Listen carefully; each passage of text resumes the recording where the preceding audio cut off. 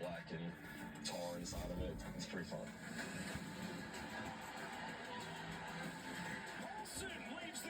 My dad was my coach through everything. I try to accomplish everything that he set me up for. I want you to believe in yourself and love yourself so much that you don't give a damn who's hitting you. This is just incredible.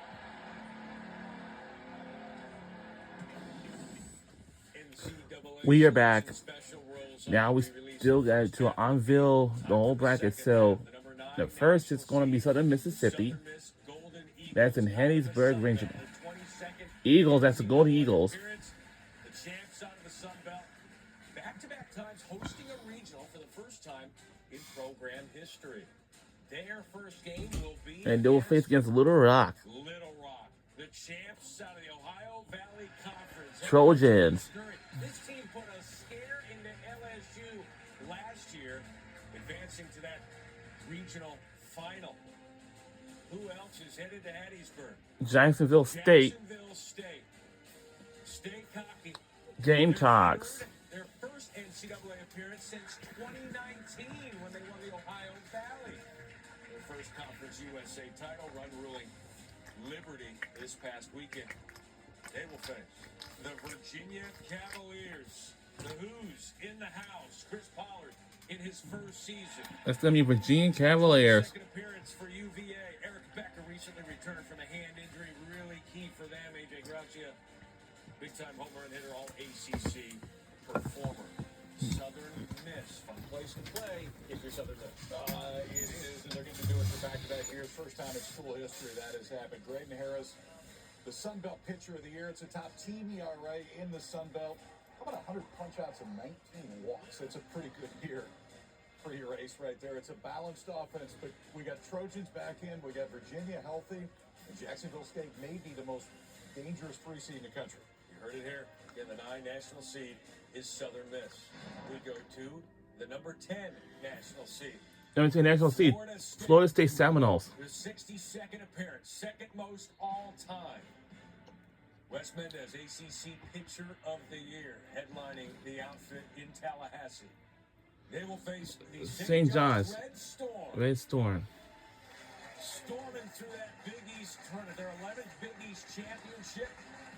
Second appearance in the last 3 years. Liam O'Leary, the junior right-hander, getting it done on the bump. Their 39th appearance in school history. Elsewhere in Tallahassee, the Northern Illinois Huskies, the champions out of the MAC. They haven't been to an NCAA tournament since 1972 when they were called district tournaments. Welcome back.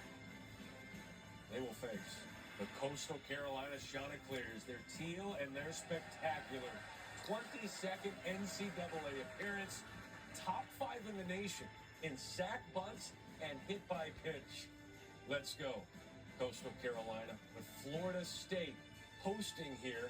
Pretty good RPI hosting a regional for the 38th time. Yeah, Florida State loses a National Player of the Year candidate, Miles Bailey, in the middle of the year, and they figure it out anyway. It's an offense now built more on efficiency than that star power, but it might be the best rotation in the field. Wes Mendez, Trey Beard, Bryson Moore. This is a very interesting team because you don't have the power, but they are very skilled. Florida State, your number 10 seed. They will host a regional this weekend. Asheville, the number 11 seed. Okay, next up, what is this? Eugene Regional 11 seed, Oregon Ducks. Came up short, losing in extras to UCLA in the Big Ten Tournament Championship game. The home run leading team in the Big Ten, closing in on 100 on the season. They're in the field for the third. So now they have Yale Bulldogs. The Yale Bulldogs. Kyle Peterson's backup school, 7th NCAA tournament appearance in their first since 2017. Wow. So their very first appearance in this tournament since 2017. Wow. And next up we have Washington State Cougars. This is their first time in 16 years. And what did we face against? And that will be is Oregon State Beavers. And I also noticed that they well, Division I in ERA, second in the nation in fielding. Oregon Ducks, they can hit, and they nearly beat the top seed this past weekend. Well, there's a ton of swing and miss, too, on that pitching staff. 608 strikeouts for Oregon. That's top 10 in the country as far as swing and miss. When they get off the bus, they look like a football team. And I say that with as much positivity as I possibly can. They are very offensive. Boys, my Pac-12 heart is happy right now. Oregon State, Washington State. We get a little spicy in Eugene this weekend. The 11th seed, the Oregon Ducks. We go to the number 12 seed. Back to the SEC. College Station Regional, number 12 seed, Texas A&M Aggies. NCAA appearance, hosting a regional for the third time in the last 5 seasons. Gavin Grohovac, 19 home runs, first team All-SEC. Who will they face?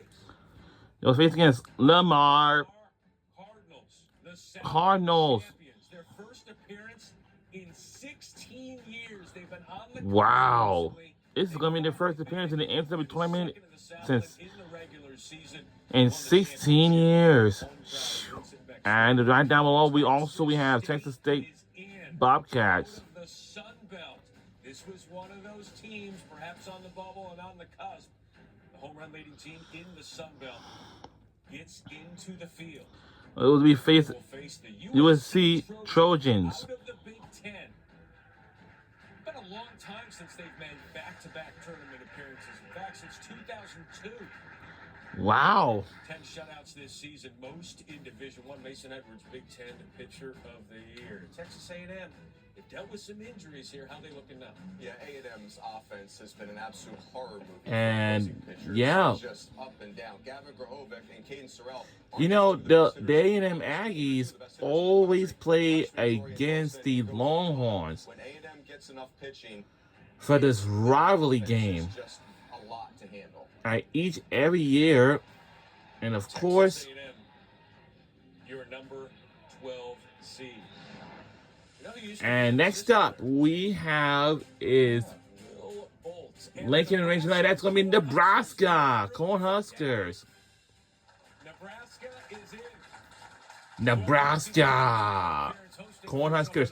And they will, what are they going to face against? Will be is Out of the Big the Ten. South Dakota State Summit League, South Dakota State Jackrabbits. Jackrabbits.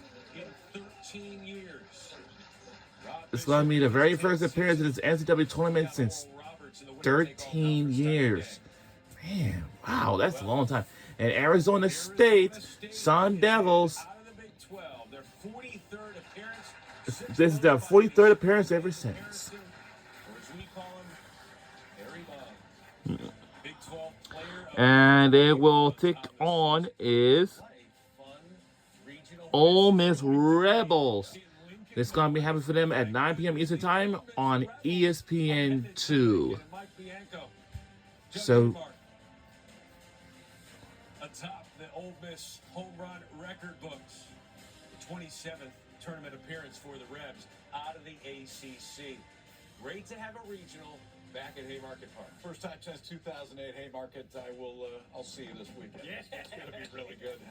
Dylan Carey, the Big Ten Defensive Player of the Year. The Huskers really defend as a club. 985 fielding percentage. That's tops in the entire country. Congrats to Will Bolt. He's trying to be the 8th head coach to take a team to Omaha after you played for that same team. It's been a great year in Lincoln, and it is going to be loud this weekend. Hosted the last 2 weekends in softball, now baseball this weekend. He'll join us later on. Nice for you to save on the company on Flying Miles. yeah, I actually. 50 miles down the road from the KP. So next up, let's see. 14 seed Mississippi State Bulldogs. Coach there in his first season. I'm certainly, this is the start of the regional. And games will have, have regionals. And next, and we'll face against Lipscomb. Atlantic Sun Tournament champs. Head coach Jeff Forehand, their 4th NCAA appearance. Wow. Back-to-back extra inning wins to claim the title out of the A Sun. And Louisiana. Louisiana Raging Cajuns and head coach Matt Day. Raging Cajuns. A bunch of top quad 1 and 2 wins this season. Came up short in the conference championship game against Southern Miss. Was not enough. And they will likely will face against the Cincinnati Bearcats. Big 12. Their 8th tournament appearance. Jordan Bishop, the head coach. Quentin Coates, program record 28 home runs on the season. That's second in the Big 12. Mississippi State, the number 14 seed. Yeah, Mississippi State's been one of the streakier teams in the country, but the good version of them has been elite. Ace Reese gives them a left-handed hitter who can take over a game, 40-plus extra base hits this year. And now that Ryan McPherson's back on the mound, he and Tomas Valinkas give them a 1-2 punch in their rotation that is as good as anybody. They're a third of the SEC in scoring runs per game with 8.5. Mississippi State, your number 14 national seed. The number 15 And number national 15 seed, we got one more seed left to go.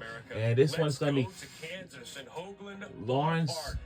Big 12 tournament This is champs for the Kansas first time in 20 years. Jayhawks, Regular number season 15 champs seed. for the first time in 77 years. Whoa! This is their very first appearance in this NCAA tournament in 77 years. Wow, that's long. And we'll face against the Northeastern. Out of the CAA and head coach Mike Glavin, 5 wins short of 400. There it is. Huskies! They lead all of Division I with 209 stolen bases. They'll be running around that Hoagland ballpark. Keep track of the Huskies there. Who else is headed there? So who else will be hitting it? Missouri State Bears. Their 13th tournament appearance and their first since 2022. Leading the league in scoring. They will face against the Arkansas Razorbacks. Traveling this weekend, the Arkansas Razorbacks. Their 37th tournament appearance. Cam Kojal, home run from the SEC tournament, I think just landed moments ago. But are Kansas and Kansas in the same regional, KP? What a great season for KU. Yeah, this is awesome for KU. First time in a postseason back-to-back years since 1993 and 1994. Trying to go back to Omaha for the first time since 1993 as well. Tyson LeBlanc, 21 home runs, drove in 60. They had 102 home runs as a team. Little side note here. Arkansas, Missouri State. That will be spicy to start this one. Arkansas going on the road, but they had an interesting meeting earlier this year. More on that in the Road to Omaha show, I'm sure, coming up later on. Kansas is the number 15 Now, seed in your and final lastly, regional certainly not least, 16 seed West Virginia Mountaineers, the Morgantown Regional. He was an assistant under Coach Mazie for years. We're 1 win away from back-to-back 40-win seasons for the first time in program history. Enjoy your non-alcoholic beverages, boys. Their 17th NCAA appearance. And Morgantown is it'll be Birmingham Bearcats. East. Their 7th tournament appearance. 3rd conference crown in 5 years.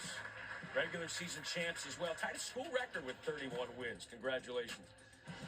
And next up, we have Kentucky Wildcats. And that game will be on ESPN2 this Friday on. So, which team they will likely will face against on that day on will be is but able to get into this field, and they will face the Wake Forest. The Wake Forest Deacons, the Demon Deacons. They had to wait for the last one. Like, we're in this, right? Yes, you are. You're 18. Yeah, I'm certainly everybody is eventually excited to get ready for this. Because now this is like a road to Omaha, Nebraska. That atmosphere is going to be outstanding. And of course, now let's take a look at the team of West Virginia. On fire for college baseball. You see Gavin Kelly right there, their catcher, could be the first pick in next year's draft. Because I'm saying that for average and for power. It's a deep lineup, and their left-handed pitcher, Max Shield, was the Big 12 Pitcher of the Year. 39 wins on the season. Look at the Big 12. No hosts last year. Got a couple here this year with Kansas and West Virginia moving on up there. Hosting a regional for the 2nd time in program history. These are your national seeds. 1 through 16. Look at those logos. Look at the diversification. We're going coast to coast.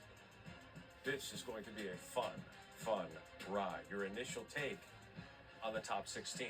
Yeah, I would say just the 1 versus 2 matchups are incredible. The balance in this bracket's awesome, and the same applies for the 1 through 16s. And we have some incredible atmospheres for the host sites. We do. What I like too is there's some atmospheres that haven't hosted a whole lot that we get to see. West Virginia, you just talked about. KU hasn't hosted ever, and Nebraska hasn't hosted since 2008. I have a feeling they're going to show up in those towns. That's going to be a great atmosphere this weekend. Nothing like the NCAA baseball tournament, which will begin next weekend.